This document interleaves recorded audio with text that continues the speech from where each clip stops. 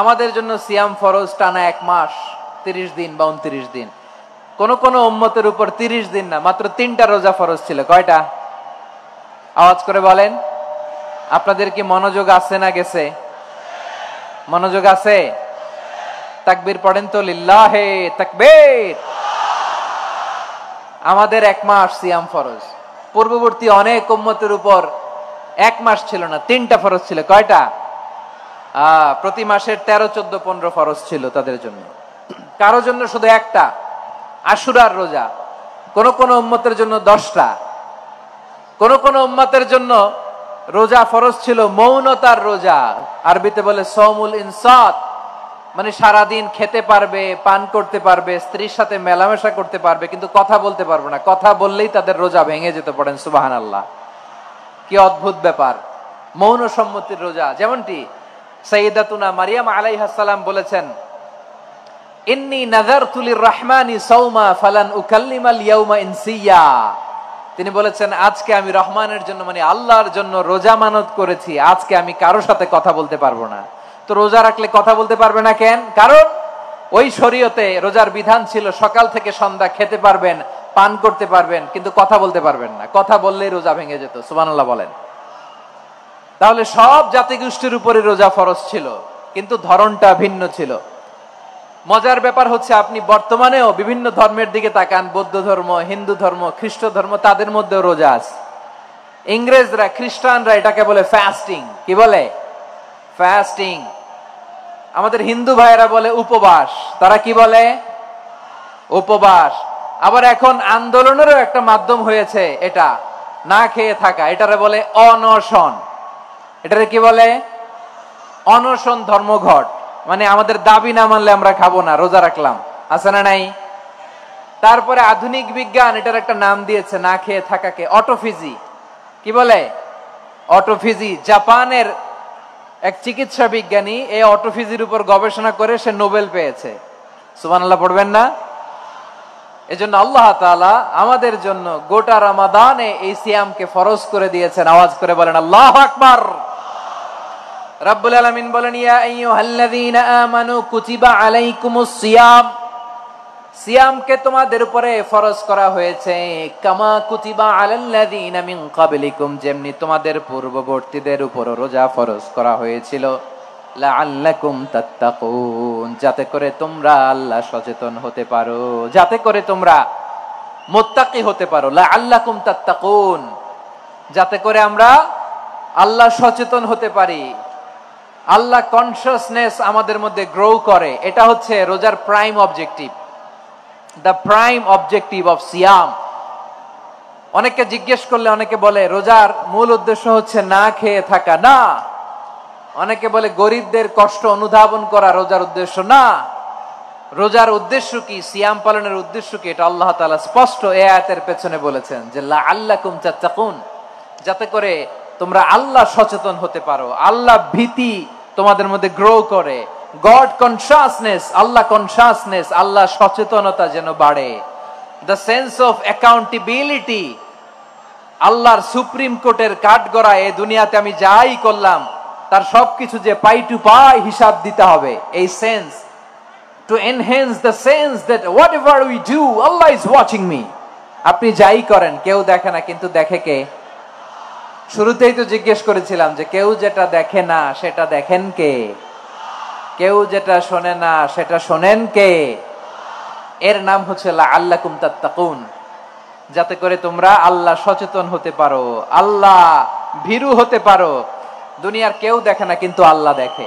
এটাই রোজার মূল শিক্ষা। আমার প্রিয় ভাইরা, আপনি লুকিয়ে লুকিয়ে ঘরের ভেতরে অন্যায় করেছেন, পাপ করেছেন, আপনার বাবা দেখে নাই, মা দেখে নাই, স্ত্রী দেখে নাই, কিন্তু দেখেছে কে? আল্লাহর চোখ ফাঁকি দেয়া যায়?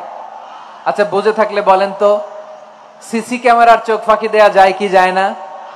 পুলিশের চোখ, র্যাবের চোখ, বিমানবন্দরে কাস্টমস অফিসারের চোখ, কিন্তু আমার আল্লাহর চোখ? সবাই বলেন, আল্লাহর চোখ ফাঁকি দেয়া যায়?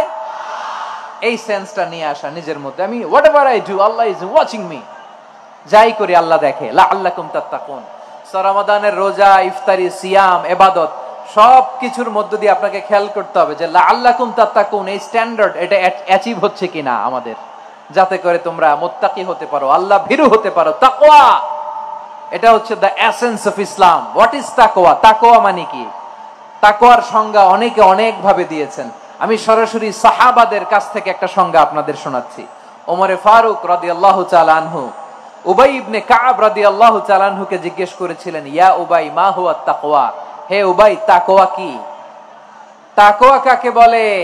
উবাই ইবনে কাব তিনি প্রশ্নের উত্তর না দিয়ে উনিও আবার প্রশ্ন ছুড়লেন। তিনি বললেন, ইয়া আমিরুল মুমিনিন আমা সালাকতা তরিকান যা শাউক, আপনি কি কাঁটাযুক্ত রাস্তা দিয়ে মরুভূমিতে কখনো হেঁটেছেন?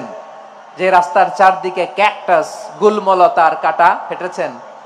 ওমরে ফারুক বললেন, নাম হেঁটেছি, বালা হেঁটেছি। কাইফা আমিলতা, কিভাবে হেঁটেছেন? ওমরে ফারুক বললেন, শাম্মারতু ওয়াজতাহাতু, আমি আমার জামা, জুব্বা আর চাদর আটোসাটো করে গায়ের সাথে এমন ভাবে মিলিয়ে রেখেছি, এমন সাবধানে হেঁটেছি যাতে করে মরুভূমির ক্যাকটাসের গুলমলতার কাঁটা আমার গায়ে বিঁধে না যায়। উবাই ইবনে কাব বললেন, ফাযালিকা হুয়া তাকওয়া, আরে তাহলে আপনি তো ঠিকই জানেন তাকওয়া মানে কি, এটাই তো তাকওয়া। ওই রাস্তা দিয়ে যেভাবে হেঁটেছেন পুরো দুনিয়ার জিন্দেগিটা এইভাবে সাবধানে চলার নামই হচ্ছে তাকওয়া। চিল্লায় বলো ঠিক কিনা? এই দুনিয়াতে পাপ পঙ্কিলতা থাকবে, শয়তানির হাতছানি থাকবে, অপরাধ প্রবণতা থাকবে, নফসের খায়েশ থাকবে, অন্যায়ের হাতছানি থাকবে। সব কিছুকে দলে মুচড়ে পেছনে ফেলে সাবধান হয়ে এই দুনিয়ার সিরাতুল মুস্তাকিমের পথে চলতে হবে। যে রাস্তা শুরু হয়েছে দুনিয়াতে, শেষ হয়ে গিয়েছে আল্লাহর জান্নাতের ভেতরে। চিল্লায় বলেন ঠিক কিনা? আমার প্রিয় চাঁপাইনবাবগঞ্জের ভাইয়েরা, এটার নামই তাকওয়া।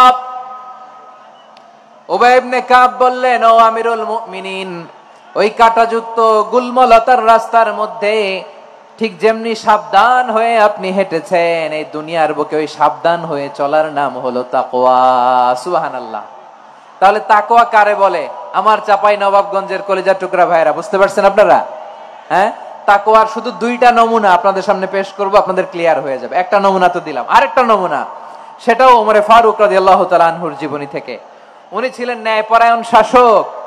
রাত্রিবেলা প্রজাদের কি হাল হাকিকত, কি অবস্থা, ঘুরে ঘুরে প্যাট্রোলিং করতেন পুলিশের মতো। তো সারা রাত প্যাট্রোলিং করে সারা রাত তিনি ঘুরেছেন কার কি অবস্থা দেখে। শেষ রাতে তিনি ফিরে আসতেছেন। তিনি থাকতেন, সহিহ বুখারীতে এসেছে, কানা ইয়াসকুনু ফি আওয়ালিল মদিনা, মদিনার উঁচু এলাকায় থাকতেন। তো ফিরে আসার সময় উনি একটা প্রাচীর বেষ্টিত ঘরের পাশে দুইজন নারীর কথোপকথন শুনতে পেলেন। কয়জন নারীর? দেখি আপনাদের মনোযোগ আছে কিনা, বলেন কয়জন নারীর? একজন বৃদ্ধা, একজন যুবতী। উনি কান লাগিয়ে শুনতে পাচ্ছেন। বৃদ্ধা মা, ওমরে ফারুক কাউকে দেখতে পাচ্ছেন না, শুনতে পাচ্ছেন। বৃদ্ধা মা তার যুবতী মেয়েকে বলে, এই তাড়াতাড়ি ওটের দুধ দহন করে ওটের দুধের সাথে পানি মিশাও, তাইলে কালকে বাজারে মদিনায় বেশি দামে বিক্রি করা যাবে, লাভ হবে অনেক। বৃদ্ধা মহিলা এটা বললেন। যুবতী মেয়ে উত্তরে বলে, মা আপনি জানেন না আমিরুল মুমিনিন খলিফাতুল মুসলিমিন ওমরে ফারুক দুধে পানি মিশানোকে দণ্ডনীয় অপরাধ বলে ঘোষণা দিয়েছে, জানেন না?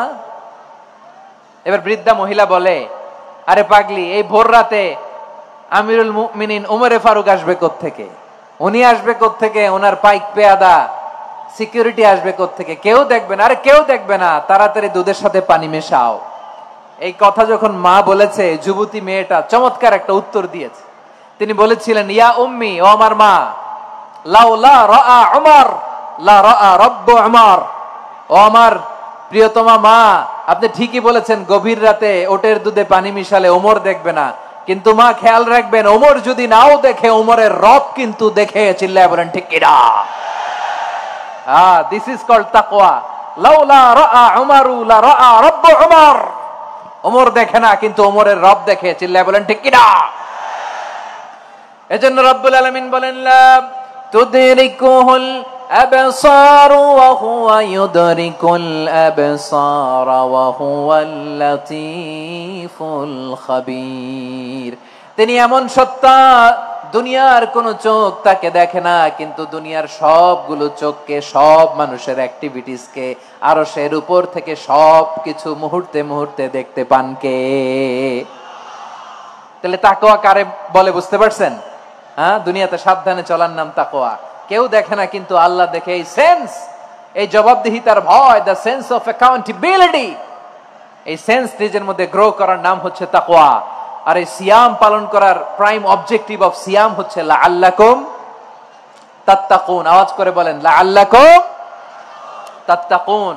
আমার প্রিয় ভাইয়েরা, এই আসন্ন রমাদান এটা এমন এক বরকতের মাস, যে মাসে আমরা নিজেদের নাফসের উপর নিয়ন্ত্রণ প্রতিষ্ঠা করি। সারা বছর নাফস আমাদেরকে নিয়ন্ত্রণ করে, আর রমাদানে আমরা নাফসকে নিয়ন্ত্রণ করি। কথা বুঝতেছেন? সারা বছর নাফস আমাদেরকে নিয়ন্ত্রণ করে। এই যে এখন আমার খেতে মনে চাইলে যে খেজুর রাখা, আমি খেজুর খেতে পারবো, নাটস আছে, বাদাম খাইতে পারি। খাইতে মন চাইলে পানি, আমার রুহুটা চায়, আমার নাফসটা খেতে চায়, আমি খেতে পারি, পান করতে পারি। বিবাহিতরা দিনের বেলায় স্ত্রীর সাথে মেলামেশা করতে চাইলে করতে পারে, কিন্তু রমাদানে দিনের বেলায় খেতে মনে চায়, কিন্তু আমরা খাই। আমার প্রবৃত্তি খেতে চায়, কিন্তু প্রবৃত্তির কথা আমরা শুনি, কথা কয় না। রমজানে খেতে মন চাইলে আমরা খাই, তৃষ্ণায় গলা ফেটে যায়, গলার ছাতি ফেটে যায়, কিন্তু এক ঢোক পানিকে আমরা গিলি। বিবাহিতরা দিনের বেলা স্ত্রীর সাথে কি মেলামেশায় যায়? না। তার মানে সারা বছর নফস আমাদেরকে নিয়ন্ত্রণ করে, আর রমাদানে নফসের উপর আমরা নিয়ন্ত্রণ প্রতিষ্ঠা করি। নফসের লাগাম আমরা রমাদানে টেনে ধরে, চিল্লায় বলেন ঠিক কি না? এজন্য আমার প্রিয় ভাইয়েরা, নফসের উপর নিয়ন্ত্রণ নিতে চাইলে রমাদানের রোজার কোনো বিকল্প নাই। এটা এমন মাস যে মাসের ফজিলতেরও কোনো শেষ নাই। এই মাসকে বলা হয় দ্য মান্থ অফ হোপ। এটা আশা জাগানিয়া মাস। রমজানের কথা শুনলে আশা জাগে না হৃদয়ে? হ্যাঁ, ইদা জাআ রমাদান ফুতিহাত আবওয়াবুস সামা ওয়া গুল্লিকাত আবওয়াবু জাহান্নাম ওয়া সুফিদাতিশ শায়াতিন। রমাদান আসলে আকাশের দরজাগুলো খুলে দেয়া হয়, মানে জান্নাতের। জাহান্নামের দরজাগুলোকে লক করে দেয়া হয়, শয়তানকে চেইন আপ করা হয়। ইবাদত করলে শুধু করতেই মনে চায়। চিল্লায় বলেন না সুবহানাল্লাহ।